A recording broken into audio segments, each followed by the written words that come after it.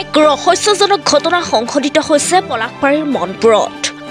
শুকুৰবাৰে নিশা প্ৰায় 10 মান বজাত কাজিয়াৰ সূত্ৰপাত হৈছিল দুই ভাতৃৰ মাজত।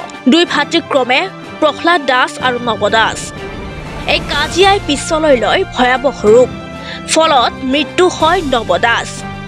মনপুৰৰ এক অসমৰ্থিত সূত্ৰ মতে প্ৰহ্লাদ দাসে কটাৰীৰে মূৰত আক্ৰমণ কৰিছিল তেওঁৰ ভাতৃ নৱ দাসক।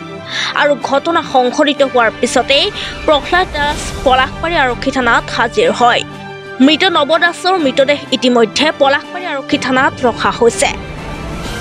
ইফালে মৃত যুৱকজনৰ মাতৃয়ে যুৱকজনে আত্মহত্যা কৰা বুলি ভাষ্য প্ৰদান কৰাত চাঞ্চল্য বিৰাজ কৰিছে সমগ্ৰ অঞ্চলত।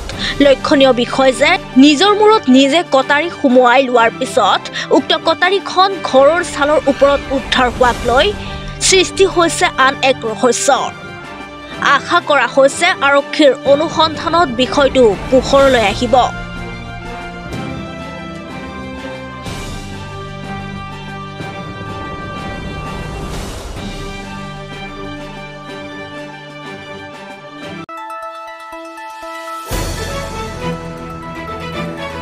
দ্য নিউজলেণ্ডছ অবিৰত তথ্যানুসন্ধান আপোনাৰ সেৱাত খবৰ সন্ধান দ্য নিউজলেণ্ড।